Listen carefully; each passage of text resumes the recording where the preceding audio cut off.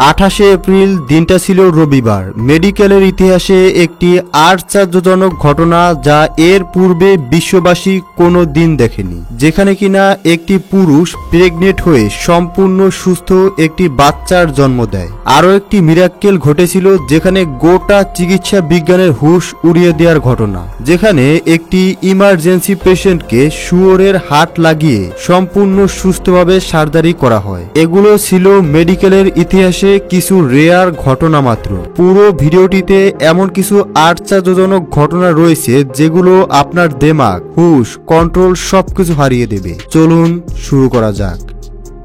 2021 সালের জানুয়ারি মাসে ঘটে যাওয়া ঘটনাটি শুনলে আপনার গায়ের লোম দাঁড়িয়ে যাবে। মেরিল্যান্ডের ডেভিড বেনেট টার্মিনাল হার্টের সমস্যায় ভুগছিল আর মৃত্যুর জন্য দিন গুনছিল।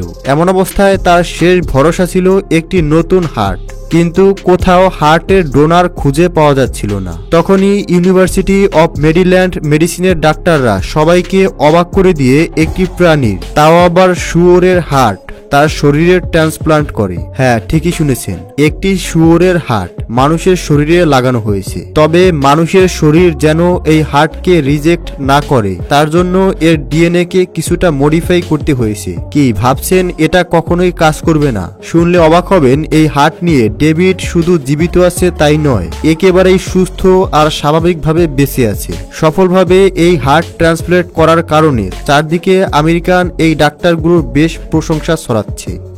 এমন অনেক মানুষ আছে যারা নিজের সৌন্দর্য আর সক্ষমতা নিয়ে খুশি থাকতে পারে না। তাহলে একবার এই মেয়েটির দিকে তাকান। ইউনাইটেড স্টেটসের ক্যাটি স্টোপ ফ্লিট নামক এই বাচ্চা মেয়েটি এইভাবেই জন্মগ্রহণ করেছে, কিন্তু ডাক্তাররা এই বাচ্চাটিকে নতুন একটি চেহারা দেওয়ার সিদ্ধান্ত নেয়। তারা বাচ্চাটির অপারেশন করতে প্রস্তুত হয়ে যায়। 2018 সালে তাকে অপারেশনের জন্য ভেতরে নিয়ে যাওয়া হয় আর সেখানে এই বাচ্চাটির মুখে একটি নতুন ফেস ট্রান্সপ্লান্ট করা হয়।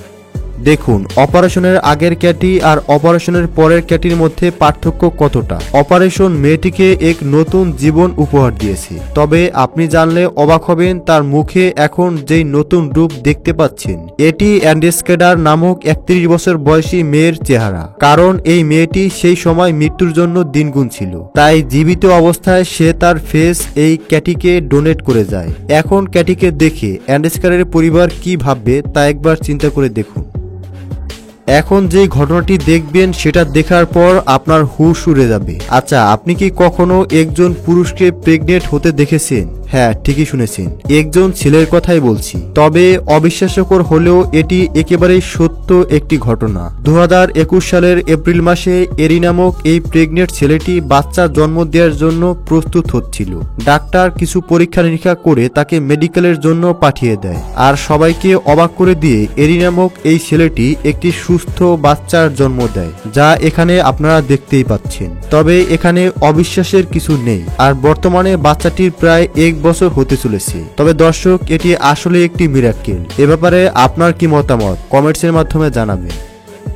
এখন এমন একটি ঘটনা দেখতে চলেছেন যেটি শুনলে শিউরে উঠবেন। 2021 সালে মাঙ্গালোরে জন্মগ্রহণ করা 40 দিনের একটি বাচ্চার হার্টের প্রয়োজনীয়তা দেখা দেয়, কিন্তু কোথাও হার্ট ডোনার খুঁজে পাওয়া যাচ্ছিল না। তাই স্বাভাবিকভাবেই বাচ্চাটির পরিবার এবং ডাক্তার চিন্তায় পড়ে যায়। ঠিক তখনই একটি হার্ট ডোনার পাওয়া যায়, কিন্তু সবচেয়ে বড় সমস্যা হলো এই হার্ট ডোনার ছিল বাঙ্গালোতে, আর এই দুই শহরের মধ্যে প্রায় 400 থেকে 500 কিলোমিটারের দূরত্ব। তাই 7 থেকে 8 ঘন্টায় এখানে আসতে আসতে বাচ্চাটি মারা যাবে। তাই এটি শুনে মোহাম্মদ হানিফ নামক একজন ড্রাইভার সাহায্যের জন্য ছুটে আসে আর সে বলে শুধুমাত্র রাস্তা ক্লিয়ার থাকলেই হবে, বাকিটা সে বুঝে নেবে। এরপর পুলিশের সাহায্যে রাস্তা ক্লিয়ার করার ব্যবস্থা করা হয়। শুনলে অবাক হবেন, এই ড্রাইভার 7 থেকে 8 ঘন্টার রাস্তা মাত্র 4 ঘন্টায় শেষ করে।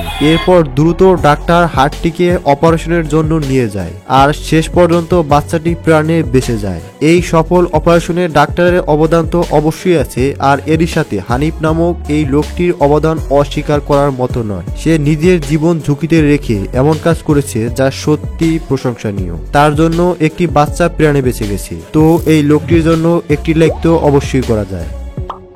হঠাৎ এই মেয়েটিকে দেখে নিশ্চয়ই ভাবছেন তার মুখে কি হয়েছে। আসলে তার মুখে টিউমারের কারণে এমনটা হয়েছে। তবে বিষয়টা এত বড় হওয়ার পেছনে যেমন তার ভাগ্য কিছুটা দায়ী, তেমনি অনেকটাই দায়ী তার খামখেয়ালি। প্রায় 6 থেকে 10 মাস আগে তার মুখের এই অবস্থা ছিল, কিন্তু এখানে তাদের খামখেয়ালির কথা এ কারণেই বলছি কারণ জানা গেছে তার পরিবার 2013 সালেই এই টিউমারের কথা জানতে পারে, কিন্তু খামখেয়ালির কারণে তারা এটিকে খুব একটা গুরুত্ব দেয়নি। তাই ধীরে ধীরে এটি এমন ভয়ানক রূপ ধারণ করেছে। তাই যে কোনো সমস্যা ছোট থাকতেই উপযুক্ত পদক্ষেপ নিতে হবে, তা না হলে হাতের বাইরে চলে গেলে তা স্বাভাবিক করা অসম্ভব হয়ে যাবে।